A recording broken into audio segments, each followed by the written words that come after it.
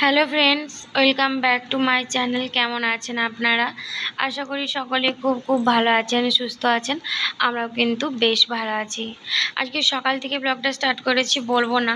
এখন বাজে ওই 10:30 পৌনে 11টার মতন। এখন থেকেই ব্লগটা স্টার্ট করলাম। মাম্মাম চলে গেছে স্কুলে, আর এদিকে মাম্মামের বাবাও চলে গেছে অফিসে। ওরা স্কুল আর মাম্মামের বাবা অফিস, এই দুটো জিনিস আমাদের কিন্তু সকাল থেকে এতটা পরিমাণে কষ্ট হয়, মানে তাড়াহুড়োর ব্যাপার থেকে থাকে। তো সেই জন্য সকালবেলায় আর ভিডিও করা সম্ভব হয়নি। কারণ কি, এতটা পরিমাণে মানে তাড়াহুড়ো করে কাজগুলো কমপ্লিট করতে হয় যে ভিডিও করা, তারপরে মোবাইল সেট করা একটা ভীষণ তাড়ার ব্যাপার থাকে। সেই জন্য ভাবলাম আজকে ওরা বেরিয়ে যাওয়ার পর আমরা ঠিক কি কি কাজ করি সেটাই আপনাদের সাথে শেয়ার করব। আসলে অনেক মানুষের ধ্যান ধারণা থেকে থাকে যে মেয়ে স্কুলে চলে যায়, হাজব্যান্ড অফিসে চলে যায়, আর আমাদের কি কাজ, সকাল সকাল রান্না বান্না হয়ে যায় আর আমরা না বাড়িতে চুপটি করে বসে থাকি স্নান টান করে নিয়ে, আর কোনো সেরকম কাজ থাকে না। তাদের জন্যই আর কি এই ভিডিওটা। কারণ কি, সকালবেলায় আমাদের তো রান্নার যে চব্যটা থেকে থাকে, সেই জন্য আমাদের এই ঘর পরিষ্কার করা, গাছের যত্ন নেওয়া, ঘর গোছানো, বাগানো, এই কাজগুলো একদম হয়ে ওঠে না। কারণ কি, আমাদের মনে হয় তখন যে না, এখন আর এই কাজগুলো করে সময় না নষ্ট করে রান্না বান্নার ব্যাপারটাই এখন আগের থেকে করে নেওয়া উচিত। এদিকে হচ্ছে রান্না করা, হাজব্যান্ড যেহেতু অফিসে খাওয়া দাওয়া করে যাবে, আর মামামও খাওয়া দাওয়া করে স্কুলে যাবে, তো তাকে খাওয়ানো, হাজব্যান্ডের খাবার দেওয়া, টিফিন রেডি করা, মাম্মামকে খাওয়ানো, সময় মতো স্কুলের গাড়ি আসার আগে তাকে স্কুলের জন্য রেডি করে তাকে পাঠানো, সাথে একটা ছোট বাচ্চা আছে তাকে টাইম মতন খাওয়ানো, তাকে ঠিকঠাকভাবে সব কিছু রেডি করে দেওয়া। তো এটা তো যাদের বাড়িতে বাচ্চা টাচ্চা আছে তারা সবাই জানো। তো সেই ক্ষেত্রে আমাদের না বাড়ি ঘরদোরের অবস্থা এক্কেবারে অগোছালো হয়ে থাকে। যতটুকু গোছানোর নয় ততটুকু কম, মানে গুছিয়ে রেখে দিয়ে বাদবাকি সব ওই রকমভাবেই পড়ে থাকে। কারণ কি, জানি যে সকাল থেকে তো আমাদের ওই কাজগুলো করলে চলবে না। যে কাজগুলো আগের কাজ সে কাজগুলো করে নেওয়ার পরে ওইগুলো পরে করব, মানে ওরা সব অফিস স্কুল এসব বেরিয়ে গেলে তারপর এই কাজগুলো করব। তো এখন আমি চলে এসেছি ওপরের ঘরে, কিছু কেমন কাজগুলো করে নিয়েছি। যেমন একটু হালকা করে ঝাঁটপাট দেওয়া। তো দেখলেই তো এখানে কত লাল পিঁপড়ের একদম উপদ্রব হয়েছিল। মানে লাল পিঁপড়ে এতটা পরিমাণে জানালাটাতে হয়ে গেছিলো যে একটা গাছও ঠিকঠাকভাবে ছিল না। গাছগুলোকে না লাল পিঁপড়েতেই একদম খেয়ে নিচ্ছিল। আর আমি যে অনলাইন থেকে শখ করে গাছটা কিনেছিলাম, সেই গাছটার অবস্থা তো তোমরা দেখতেই পেলে। গাছটাকে কিছুতেই বাঁচাতে পারলাম না। গাছের গোড়াতে পিঁপড়ে হয়ে গেছিলো, সেই কারণেই হয়তো গাছটা আরও মরে গেছে। তারপরে জানি না আরও কোনো কারণ ছিল কি না, গাছটাতে যতই জল দিই না কেন গাছটা না একদম টিকলো না। সাথে সাথে গাছটা না মরেই গেছে, মানে আর কিচ্ছু নেই। গাছের পাতার থেকে শুরু করে গাছের গোড়া, গাছ একদম শুকিয়ে গেছে। আর জল দিয়েও আর ওকে আর বাঁচানো যাচ্ছে না। তো কি করলে ওই গাছ, মানে এত শখের গাছ ছিল যে কি বলবো আপনাদেরকে, দেখে তো বুঝতেই পারছেন। প্রথমে মানে একটা যেরকম অবস্থায় এসেছিলো সেরকম অবস্থাতেই ছিল। তারপরে আস্তে আস্তে আমরা একটা টবে লাগালাম, আর টবে লাগানোর পরেও দেখলাম গাছের পাতাগুলো আর গজাচ্ছে না। মানে যেই পাতাগুলো ছিল ওই পাতাগুলো শুকিয়ে শুকিয়ে ঝরে ঝরে পড়ে যাচ্ছে। তারপরে পুরো গাছটা এরকমভাবে নষ্ট হয়ে গেছে। আর করার কিছু নেই, তবুও রেখেছি। মানে ওই কী বলবো, একটা আশা নিয়ে যে যদি জল টল দিলে গাছগুলো বাঁচে, গাছটা বেঁচে যায় আর কি। তো সেই আশা নিয়ে মনে হচ্ছে ওই আশাটা পূরণ হবে না, গাছটা বাঁচবে না। তো যাই হোক, এখন গাছগুলোতে সবেতে জল দিয়ে দিলাম। আর 2-3 দিন তো বাড়িতে ছিলাম না, বিয়েবাড়ির জন্য মামা বাড়ি গেছিলাম। তো সেই জন্য গাছগুলোতে না একদম জল পাইনি। আর গাছগুলো যে পোকার সমস্যাটা, ওই পোকাটা না একেবারেই যাচ্ছে না, জানেন তো।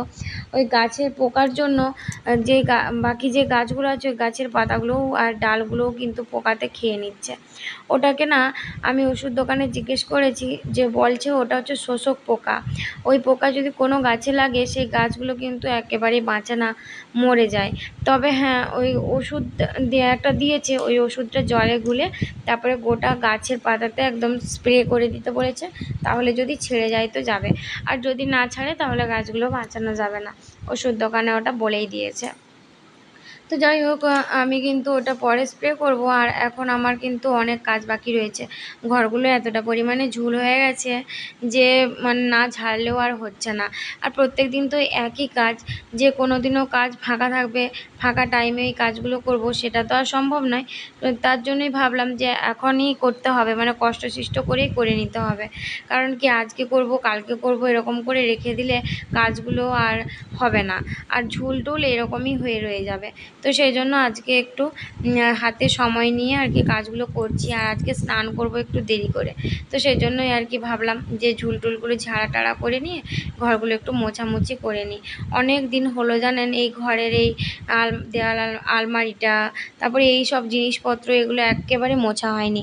এতটা পরিমাণে ধুলো জমে গেছিলো যে আঙুলের ছাপ বসে যাচ্ছিল। তো মানে বেশ কয়েকদিন ধরে না মনের মধ্যে কেমন যেন হচ্ছিল যে কবে আমি আবার আমার ঘরগুলোকে গোছাতে পারবো। আসলে মা কয়েকদিন ছিল না, আর আমার উপরে না সংসারের সমস্ত কাজের ভার একদম চলে এসেছিল। তো সেই জন্যই বিশেষ করে আমি কিন্তু পারছিলাম না। মা চলে এসেছে, মা রান্না বান্নার দিকটা সামলায় আর টুকটাক কাজগুলো করে, আর আমি কিন্তু ঝটপট করে বাবুকে নিয়ে নিলে আমি সমস্ত কাজ কিন্তু ঝটপট করে নিই।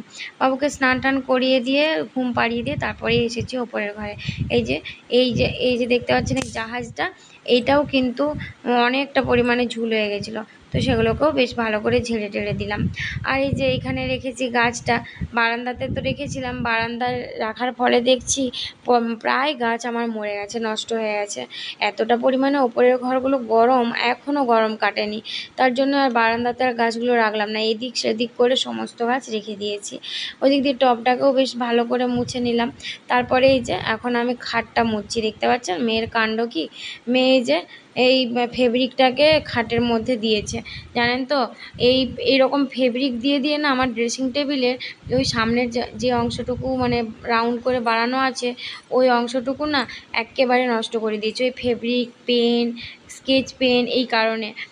তো এইগুলো সব কিছু দিয়ে এঁকে এঁকে অনেক কষ্ট করে না আমি ওইগুলোকে মুছে আগের মতন না হলেও মোটামুটি অনেকটা দাগ গেছে। তবে হ্যাঁ, এই খাটটাতে দেখে আমি অনেকক্ষণ থেকে ভাবছিলাম ফেব্রিকটা তাড়াতাড়ি করে ওঠাতে হবে, নইলে আর ছাড়বে না। তো যাই হোক, ফেব্রিকটা দেখলাম উঠে গেছে কিছুটা, আর কিছুটা রয়েছে। পরের দিন যখন মুছবো তখন পুরোপুরি কমপ্লিট করে নেব, মানে পুরোপুরি উঠে যাবে আর কি। তারপরে আর কি এই যে ঝুল টুল ঝেড়ে টেড়ে দিয়ে এখন আমি ঝাড় দিচ্ছি। ঝুল ঝাড়তে অতটা কষ্ট নেই জানেন তো, ঝুলটা ঝেড়ে দিলেই হচ্ছে। আর এই লাঠির ডগায় ঝাঁটা বেঁধে ঝুল ঝাড়াটা কিন্তু আমরা আমাদের অন্য এক জনের কাছ থেকে শিখেছি, মানে আমার মার যে বাড়িতে ভাড়া থাকতেন আগে, সেই বাড়ির থেকে শিখেছি। ওই জেঠিমারা এরকম লাঠির ডগায় মানে একটা লম্বা ওই নারকেল ঝাঁটা বেঁধে আর ঝুল ঝাড়তো। আমরা জিজ্ঞেস করেছিলাম যে কেন এরকম করে ঝুল ঝাড়া হচ্ছে, বললো যে দেয়ালগুলো পর্যন্ত পরিষ্কার হয়ে যাবে সেই জন্য। তো সেই থেকে কিন্তু আমরাও ট্রাই করে দেখছি যে না, ঝুল ঝাড়ার থেকে এরকম ঝাঁটা বেঁধে ঝাড়া কিন্তু অনেকটাই ভালো। তো সেই কারণে আর কি আমরা সেই থেকে এরকমভাবেই ঝাড়ছি, আর সুন্দরভাবে কিন্তু ঝাড়াও হয়ে যায় জানেন। মাকড়সার থেকে শুরু করে একেবারে সেই সাদা সাদা যেরকমভাবে ফাঁদ হয়ে যায় না, ওটাকে কি বলে আমার ঠিক মনে নেই, তুলো টাইপের, সেগুলো পর্যন্ত পরিষ্কার হয়ে যায়, আর সাথে কিন্তু দেওয়ালও পরিষ্কার হয়ে যায়। তো সেই জন্য আমরাও কিন্তু এরকমভাবেই ঝুলগুলো সব ঝেড়ে নিই। সব ঘরগুলো একবার করে ঝুল ঝেড়েছিলাম, বাট এই ঘরটা কিন্তু একবারও ঝাড়া হয়নি জানেন, বহু দিন পর আবার এই ঘরটায় ঝাড়ছি। এ ঘরের ঝুলগুলো তো দেখলেন, প্রথমেই দেখালাম কি অবস্থা হয়েছে, একেবারে অনেকটা করে হয়ে গেছিলো, একদম ধাঁধা ধাঁধা বেঁধে গেছিলো। সেই জন্যই আর কি এই ঘরটাতে একটু টাইম লেগেছিলো। আর আমি একটা ঘর কমপ্লিট করে মানে একবারে ঝাড়া মোছা ঝাঁট দেওয়া এই সব কিছু কমপ্লিট করে তারপরে এই ঘরটাকে এসেছি। মোছাটা এখনও যেমন হয়নি, মোছাটা ভাবছি একেবারেই করব। কারণ কি ভেবেছিলাম যে একেবারে বড় ঘরটাতে একবারে ঝুল ঝেড়ে ঝাঁটপাট দিয়ে আসবাবপত্র মুছে একদম ফ্লোর মুছে তারপরে বেরোবো। তো তারপরে দেখলাম যে না, তাহলে তো দেরি হয়ে যাবে, ওদিকে বাবু হয়তো উঠে কান্নাও করতে শুরু করে দেবে। মোছাটা পরে করলেও অসুবিধা নেই, শুধুমাত্র ঝুলটা ঝেড়ে এই আসবাবপত্র মোছামুছি করে ঝাঁটটা দিয়ে দিলে কিন্তু অনেকটা কাজ এগিয়ে থাকবে। তো সেজন্য বড় ঘরটাতে আর মুছলাম না, পরেই মুছবো। আর এই ঘরটায় ঝুলটা ঝেড়ে দিয়ে ভাবছি আগে এগুলো ঝাড়া মোছা করে দিয়ে পরিষ্কার টরিষ্কার করে দিয়ে তারপর যদি সময় থাকে বাবু না ওঠে তখন আমি কিন্তু মোছামুছি কাজটা করে নেব। জানেন তো এতটা পরিমাণে ঝুলে গেছিলো যে বেডশিট থেকে শুরু করে একেবারে হারমোনিয়ামের ওই জায়গাটা দেখলেন ঝুলে পড়ে একদম একাকার হয়ে গেছিলো। সেগুলোকে বাগাতে গোছাতে আমার পুরো দম বেরিয়ে গেছে জানেন। তারপরে একটা টাইমের মধ্যে কমপ্লিট করতে হয়েছে, তো মানে এই যে ধরুন 1 ঘন্টা হাতে নিয়ে এত কাজ কমপ্লিট করতে হয়েছে, তো সেই জন্য না একেবারে হাঁপিয়ে গেছিলাম, মানে এক নিঃশ্বাসে কাজটা করেছি তো তাই। তো যাই হোক, এখন আমি এই বেডশিটটা ভাবছিলাম চেঞ্জ করব। আজকে ভাবছি না না থাক, আজকের দিনটা থেকে যাক যা হোক করে, কারণ এই ঘরটা তো আর আমাদের ব্যবহার হচ্ছে না। তো সেই জন্য ভাবলাম এই বেডশিটটা আজকে থেকে যাক, পরের দিনকে ওয়াশিং মেশিনে এই ঘরের বেডশিট, ওই ঘরের বেডশিট, মানে প্রত্যেকটা রুমের বেডশিট, 3টে রুমের বেডশিটই চেঞ্জ করে দেব। তারপরে পরিষ্কার একটা বেডশিট বিছিয়ে দেব। তো সেই জন্য আর কি রেখে দিলাম ঝাড়াঝাড়ি করে। আর এই যে দেখুন, এখন আমি ভালো করে ঘরগুলো ঝাড় দিয়ে দিচ্ছি। এই রুমটাতে ঝাড় দিতে যে পরিমাণে কষ্ট লাগে, ঝাড় দেওয়ার মোছা কি বলবো, কারণ মানে সব রুমের টাইলসের থেকে এই রুমের টাইলসটা না একটু সিল্কি সিল্কি টাইপের, একটু মানে তাড়াতাড়িও ঝাড় দেওয়া যায় না, সাথে তাড়াতাড়ি মোছা যায় না, একটু দেরি হয় আর কি। তো সেই জন্যই আমি এই রুমটা সচরাচর রাত্রিবেলাতেই পরিষ্কার করি, কিন্তু আজকে যেহেতু সময় ছিল সেই কারণে পরিষ্কার করে নিলাম। আর এই যে এখন ঝাঁটপাট দিয়ে এখন মোছামুছির কাজটা করে নিচ্ছি। জানেন তো কিছুক্ষণ আগে আমি চুলের মধ্যে কী ইউজ করলাম জানেন? এটা হচ্ছে ওই বদ্রীনাথের অ্যালোভেরা জেল। আর ওই অ্যালোভেরা জেলটা কিন্তু আমি মুখের জন্যই ব্যবহার করছিলাম। বাট এক বৌদি আমাকে বলল যে আমার যেহেতু চুল পড়ে যাচ্ছে আর চুলটা একেবারেই পাতলা হয়ে যাচ্ছে, সে কারণে বলল যে অ্যালোভেরা জেল যদি চুলের মধ্যে মানে চুলে মাখা হয়, তারপরে প্লেন জল দিয়ে ধুয়ে দেওয়া হয়, তাহলে না চুল পড়ার সমস্যাটা কিন্তু অনেকটা কমে যায়। তো সেই কারণে আমি এইটা আজকের থেকেই ট্রাই করলাম। দেখি চুলটা কেমন না পড়ে। তো কারণ কি আমার এতটা পরিমাণে চুলগুলো পাতলা হয়ে যাচ্ছে, তাই যে যা বলছে আমি সেই কথাটাই শুনছি। এই নতুন ট্রাই করলাম।